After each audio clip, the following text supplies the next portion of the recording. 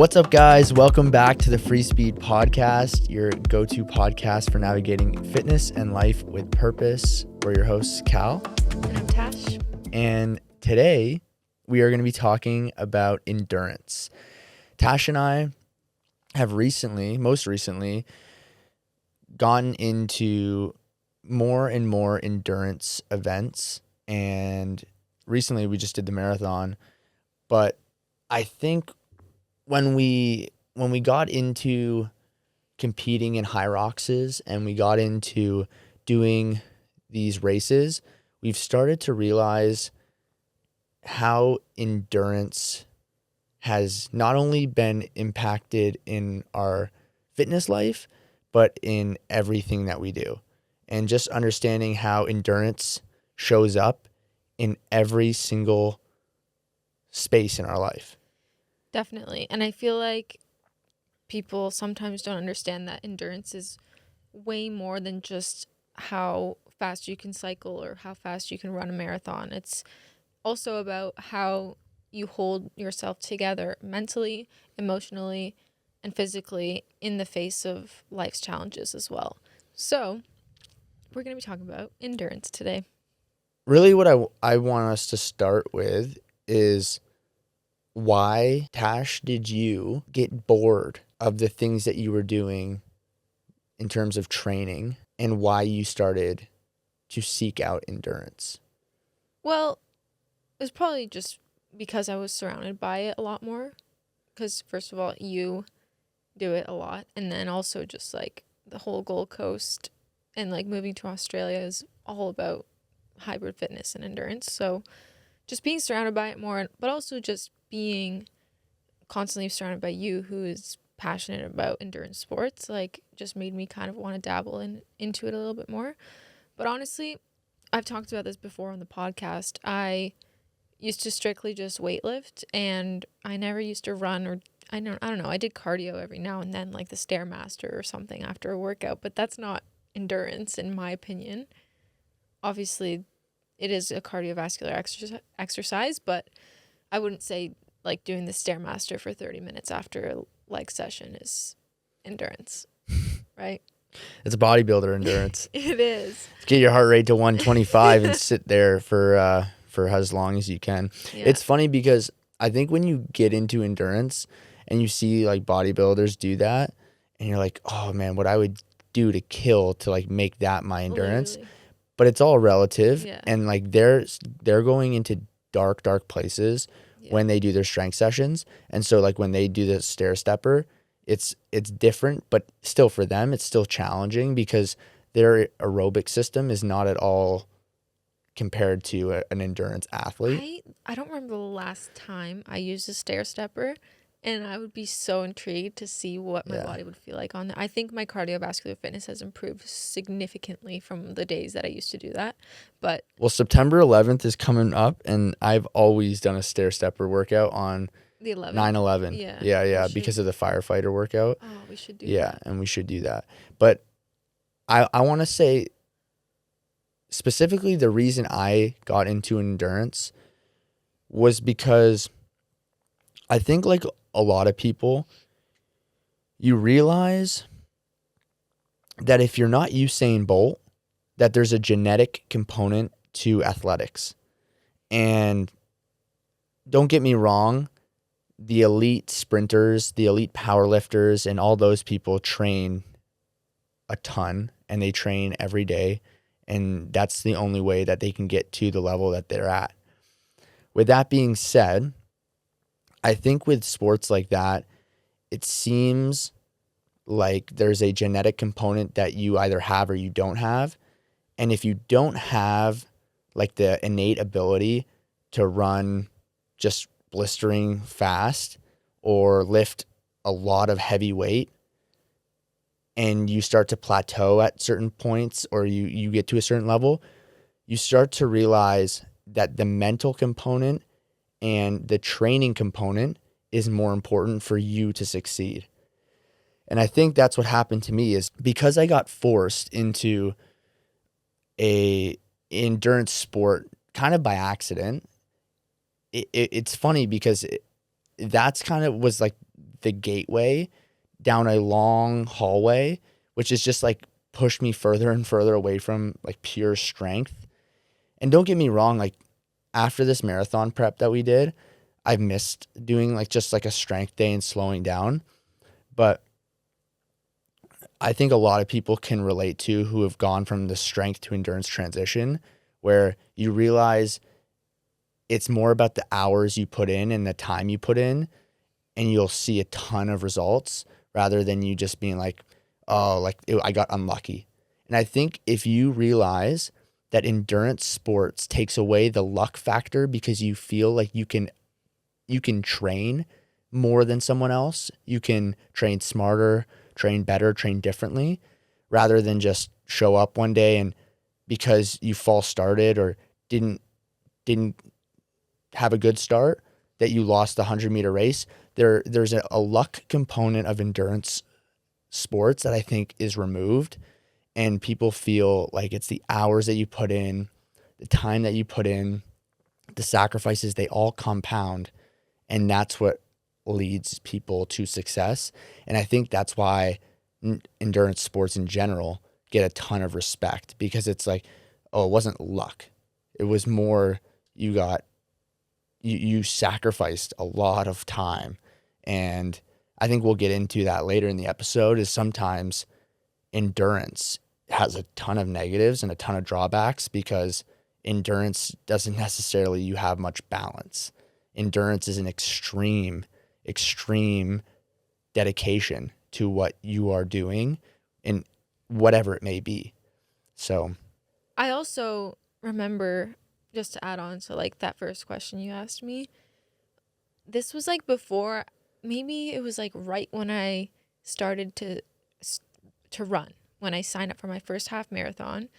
I remember it was cold. It was a winter. It was like January, February, like 2024, I think. And I came across a little birdie on YouTube called Luke Hopkins. And this was like before he blew up. He was posting on YouTube a lot, like weekly vlogs, just like training for triathlon and stuff.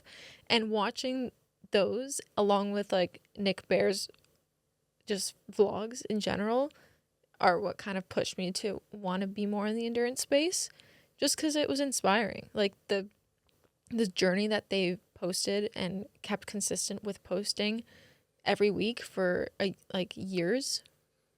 and I think It's it's inspiring. and it's non-traditional people in the Yeah. endurance space. Like Nick Bear and Luke Hopkins are both like bodybuilder background Yeah. that have realized how important endurance and that sort of training has affected their life.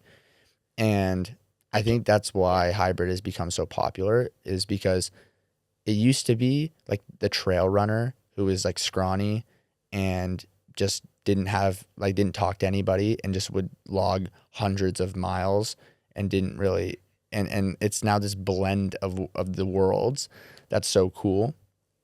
But I think that's what now is awesome too, is now the scrawny guys that are logging those 100 miles are now finally getting the respect that they deserve. Literally. Yeah. Yeah, and it's crazy. Yeah. And I can't wait until the day that we're gonna interview Nick Bear and Luke Hopkins on the Free Speed podcast. And mark my words, it will fucking happen. It will happen. Because those two people are the reason why I do what I do, to be honest with you. And yeah, it's just super inspiring.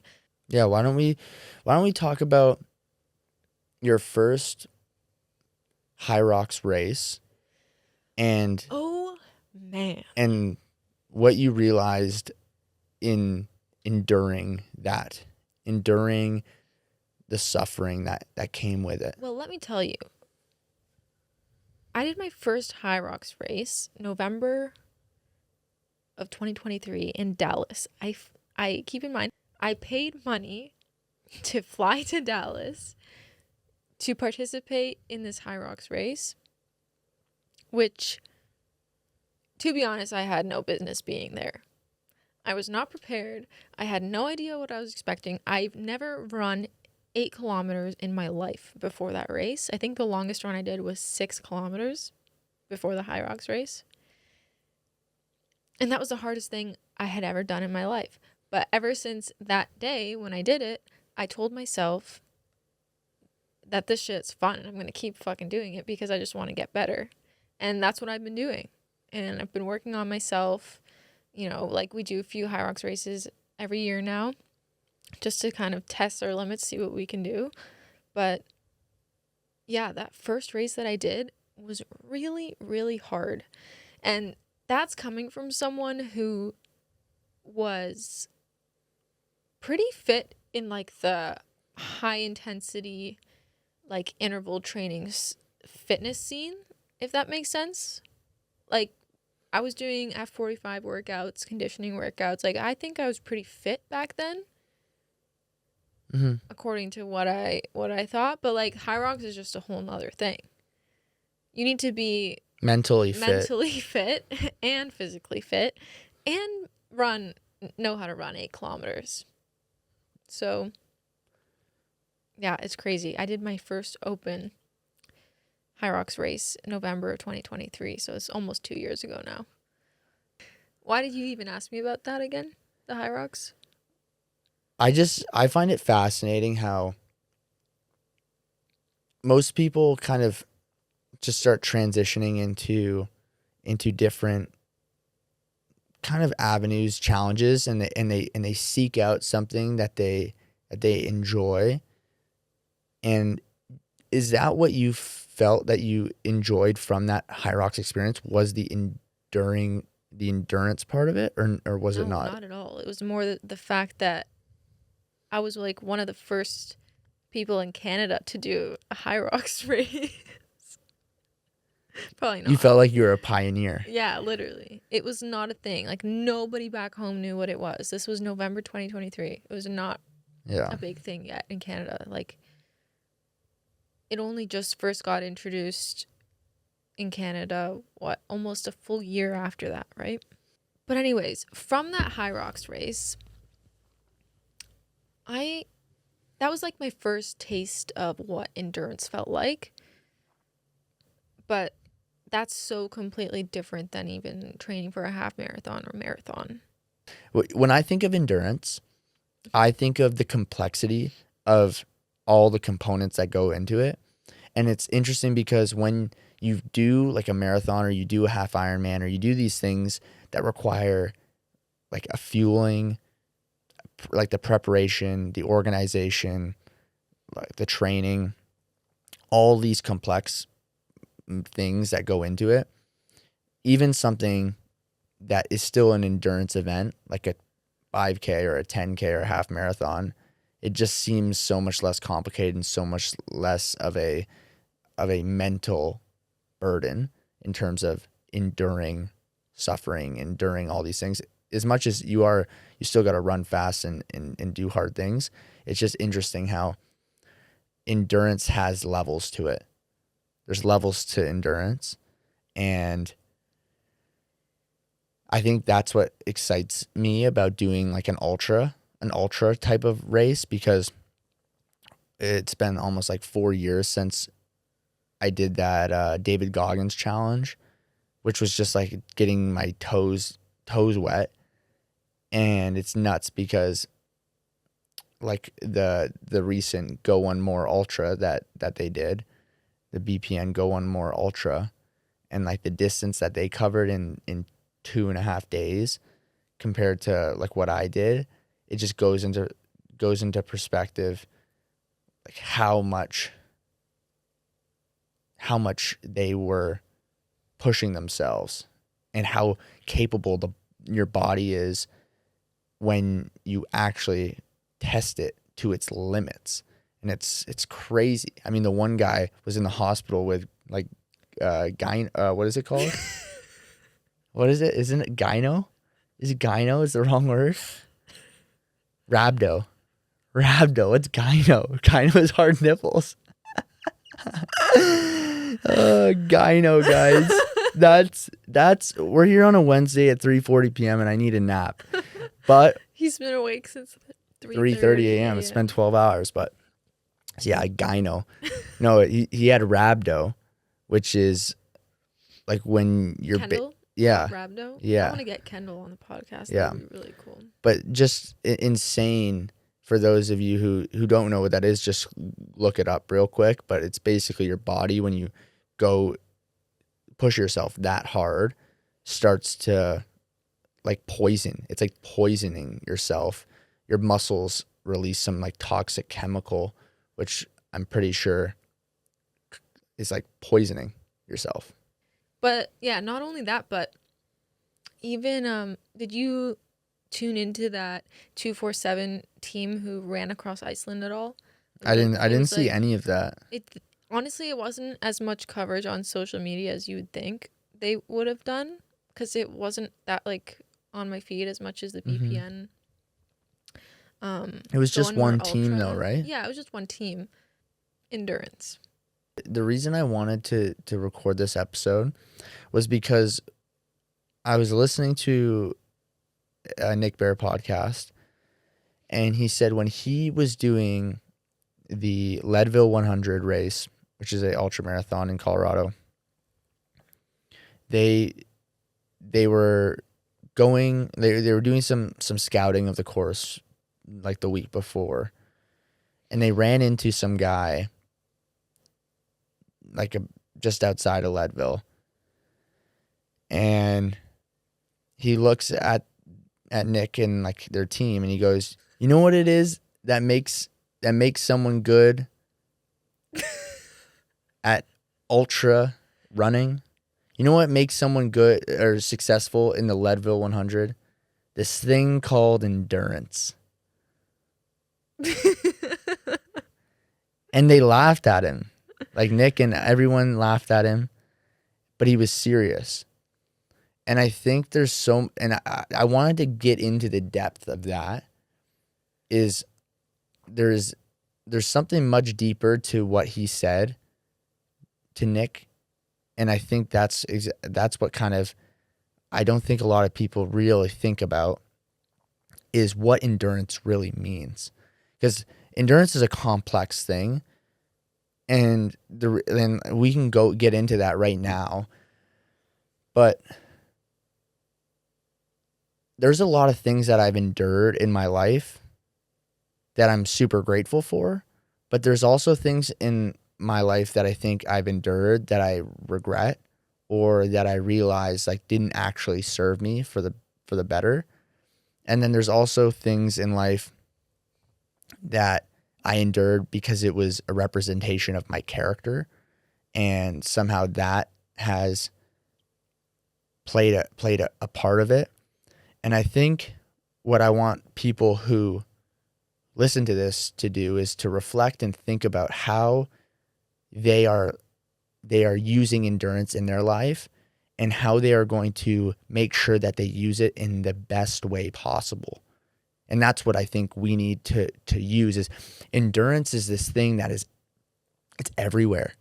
Endurance is everywhere. It's floating around, and you can apply it to almost anything you do, but you have to be so strategic and so careful, because just an example of a negative way that endurance can affect you is you're the type of person that never gives up. You're the type of person that never quits, that never walks away from something that isn't serving you. So you take on things. Maybe you start working for someone for free because you believe that it's going to lead to something. And months go by and years go by and nothing comes from it.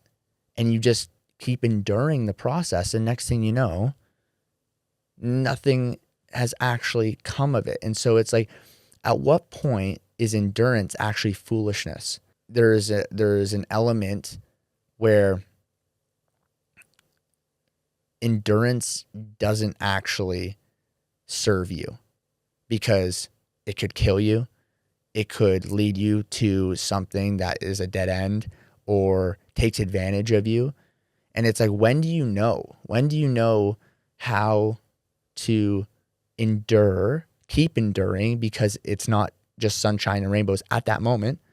Like this podcast, like we love doing the podcast, and we said we would keep doing it because we enjoy it. And at the point we don't enjoy it, we shouldn't do it anymore. And that's that level. And you've even talked to me before about sometimes it really is stressful. And It's so stressful. it's so stressful. If you're listening to this, watching this, we're finally in a studio with a 6K cinema production. And it wasn't easy getting here. And if you think that, oh, I just have money to throw around and then to get into the podcast studio every week, you think wrong. And that's not the way it is at all. And I actually have to put in a lot of work to be able to even use the space. So, and that just came from, networking and putting myself in the right rooms and opening the right doors. And I'm super grateful and thankful that we got this opportunity, but I've had to endure a lot. And it's really stressful to the point where I'm very Overwhelmed. I'm a little bit just overwhelmed with the amount I've taken on, to the point where I can't pour into what got me going in the first place, which is my own social media and my coaching and my content creation. And I don't have time for that anymore, which obviously we all go through different seasons in life. And that's what I've been telling myself, is this season is just going to be a bit more selfish with Free Speed, because that's what I want to focus on. And in order to grow this community and this podcast, I need to be putting an effort in every single week and putting out episodes every single week and trying my best to get guests on the podcast. And that's just the way life works sometimes. You can't obviously do everything at once, but you need to be super careful with what you choose to endure. And kind of that just ties back to the whole endurance point. One of the things that I wrote down was endurance is a learned trait that unfortunately can be extremely harmful to high achievers, because someone who's a high achiever has this ability to endure a lot. And on the flip side, think of people who haven't done much and started something and it fizzled and it didn't work out. And usually things like that affect their credibility and their character. And that's the opposite of endurance, is someone who does something and doesn't ever even test and see what they could actually ever do, because before they've even started, they've already self-sabotaged. They've already not dedicated or put the right things in place where they've actually risked enough or put enough skin in the game to make it actually something that will ever succeed. And that's why I think at the core of everything, consistency is literally endurance. Consistency is endurance. And that's like the first level. Consistency and then quality is what's stacked on consistency. And when you start to stack quality over and over and over again, you have an expectation of this consistency with quality that then starts to cause you some stress. And I think do you think that's a great visual of what's happened to you? Definitely, yeah, for sure. It's also hard to stay consistent with something when you feel like no one's supporting you, when you feel like no one's watching, when you feel like you're putting in all this effort and nothing is coming of it. And that's kind of what it felt like for the last year. Like, obviously we enjoy doing this podcast and it's so fun, and I get to work with my significant other, which is super fun, and sometimes not so fun, but for the most part fun. But yeah, enduring adversity and going through these tough times and keep pushing through even when someone else might not. That's endurance. I surround myself with people who endure. They endure because at the foundation of endurance is loyalty and trust that they are going to stick to the thing that they're going to stick with. The word that they said, the commitment they've made, that is the foundation of endurance, right? If you stuck with something through and through, then you're probably going to be a great friend. Those are the types of people you want in your life, is someone who's going to be reliable, accountable, and going to be and show up for you every single time, right? And those are the people that you want in your life. And so I think that's also why endurance is so important in our relationship. Is I don't think you're going to give up on me, or I don't think that you're going to walk away from me when we have a little argument. Can you imagine if you were in a relationship and you were so, like, you lived in this eggshell world where you had to be super careful, or else your wife or whatever, your significant other, would leave you? Stress is hell. Stressed as hell, right? And I think you need to make sure that you don't abuse that. And that's where it can get really, really dangerous in relationships, because if you have someone who will endure a lot and vice versa for you, sometimes it can get toxic, and you need to make sure that you have those check-ins. That's anyone, right? Any relationship at any point, that you need to make sure that you're not letting things become toxic. Yeah, for sure.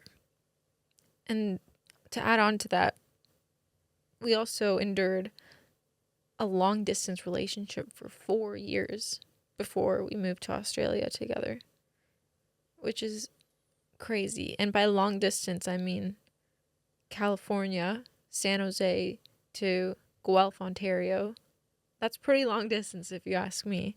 That's not just, a 3-hour drive away. That's like a 6-hour flight away. And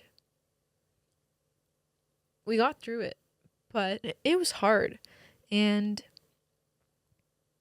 it was really, really hard to communicate, especially when you're, in like the first phase of your relationship and you don't have time for each other, and it was tough. What do you think?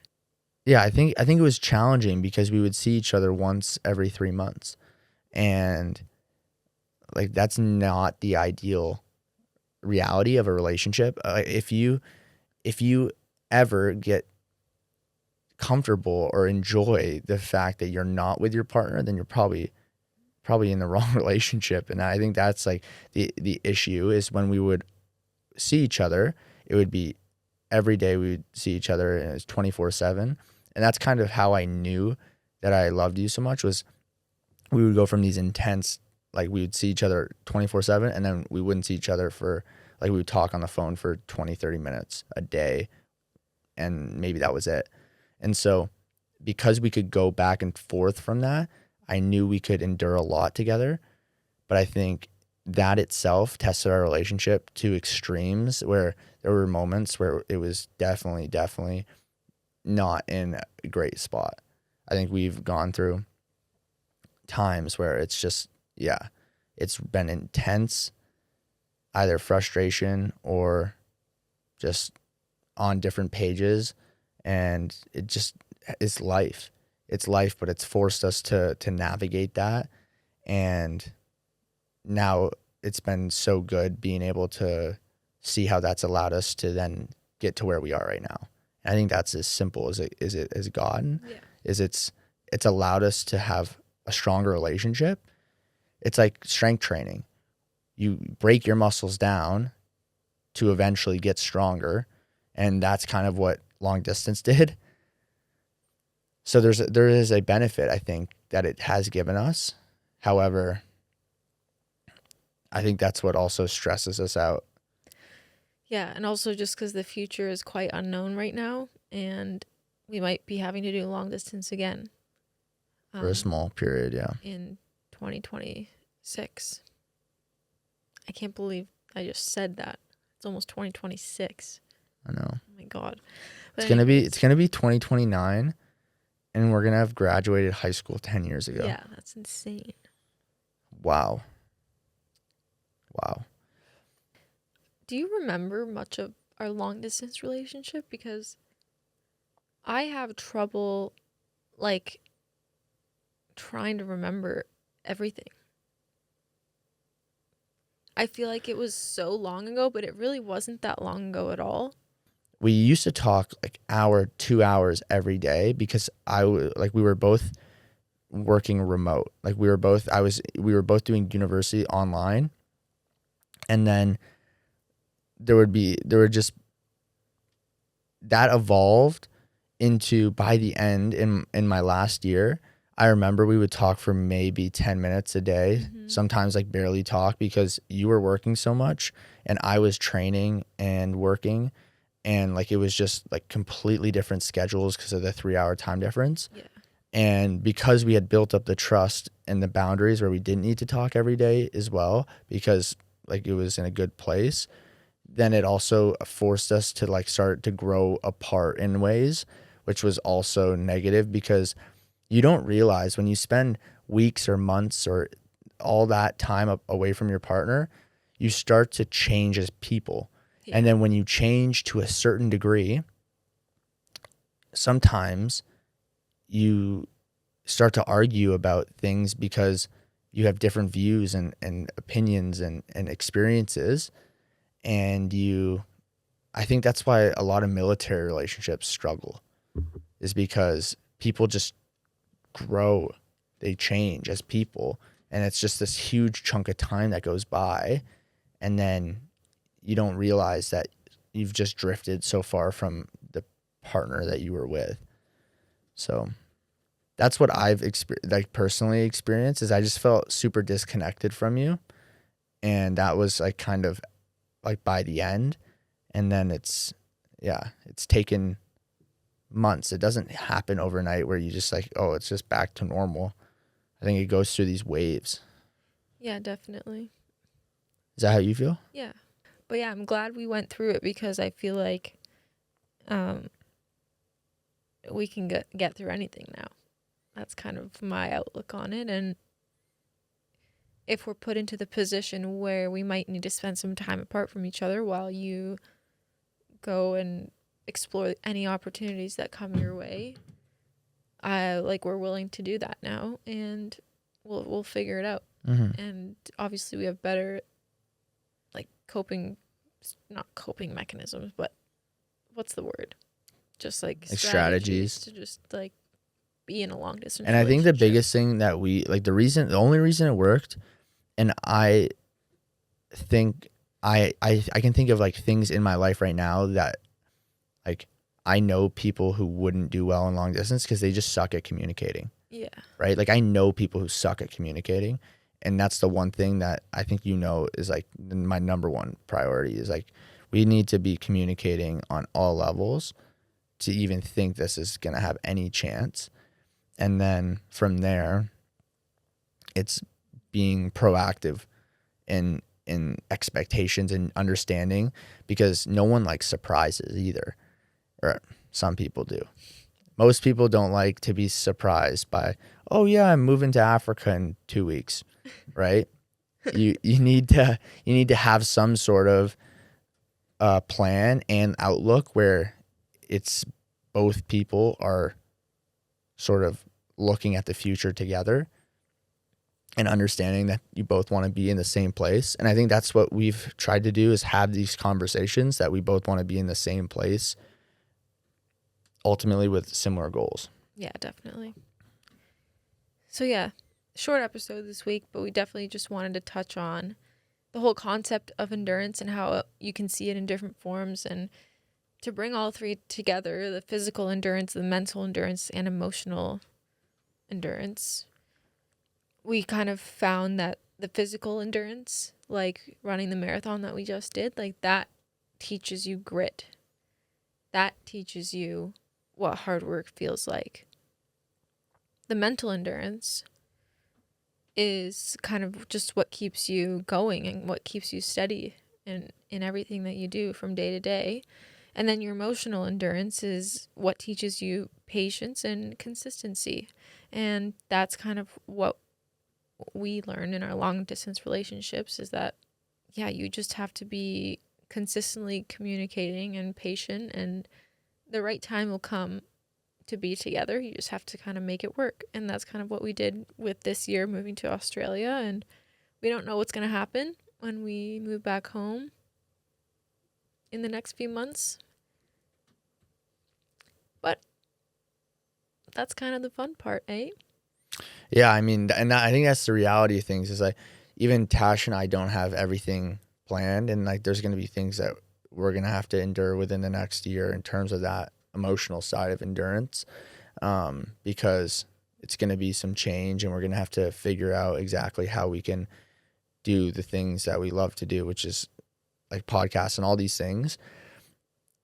And I think that's what we want you guys to take away from today's episode, is that endurance is not at all this balanced life where everything is going smoothly and all the eggs are in the basket, everything's in order, and you're in control. Sometimes it's an extreme where some things need some more love, and sometimes you are letting something slip, and you have to just make sure that you are careful. You're careful and you're strategic with when you pick and choose to endure things, because it can be harmful if you get used or taken advantage of, or let endurance become such a negative element of your life. Makes you not want to endure things. Yeah. And also, we just kind of wanted to prompt you guys to kind of sit back and reflect as to where you think in your life right now do you need to build your endurance. So is that in the gym? Is it on your training sessions? Is it in your mindset? Is it in your relationships? And I hope you guys kind of take away something from this episode and try to apply that to your own life, because endurance is a very significant characteristic that needs to be built. 100%. It's trained. It's trained, and it's a learned characteristic. And that's what I think people need to remember, is it's a trained, learned characteristic. It's not innate in anybody. And that is what gives you hope that you can do hard things and you can be successful, is that alone. So with that, thanks for listening to today's episode of the Free Speed Podcast. We think endurance is the root of really free speed. Free speed. I got a free speed. When Tash and I started doing long distance, we started watching movies together, and we would basically we would sync up the movies using this application. Yeah, it was called Teleparty. Teleparty. Yeah. We didn't do this very often. I'm not a big movie person. But then It was like once every 3 months when But- we had a night off of work or something. but then we could actually watch a movie together. Same time, pause and play, Yeah. linked, synced, everything. It was kind of sick. And that was nice because then you at least had something to do together, even though you were far away from each other. Mm-hmm. So, long distance relationship, download Teleparty and watch a movie with your significant other. That is free speed. And if you're not in a long distance relationship, Get then in one and do it. no, because it's fun. no, then sign up for an ultra marathon, and try and suffer through something that might teach you something. I think that's what I want to do eventually. I want to do an ultra. Me I want to too. do the backyard ultra. I want to do a backyard ultra, and I think it's not about if, it's about when. Yeah. So for those, if you haven't heard of the Backyard Ultra, 4.2 miles every hour on the hour until you can't make it back in time, until you don't start another lap. So we'll see when we do that. Yeah. How far do you think you could make it? How many hours? Well, let me think. What's miles to kilometers? I'm not. 6.7. If I trained really hard for it, I could probably make it like 12. maybe like 10 to 12. Yeah. 7, 14, 21, 28, 35. 70K. Yeah. Yeah. But that's also just like me right now. Like who knows in Yeah. a few years where my endurance will be, but It's respectable. now that I've run a marathon, obviously it was the hardest shit of my life. But with saying that, if I was to run a more chill pace, I think I could run 60K. Like Yeah, with breaks and with things. with brakes, with fuel, like I think I could do that. Yeah, I sure. think you could definitely make it 10, 12 hours. Yeah. All right. Anyways, guys, thanks for listening to today's episode of the Free Speed Podcast. Little short and sweet episode for you on the concept of endurance. And we hope you take away something from our quick conversation today. But we'll see you guys next week. See you guys next week. Thanks for listening.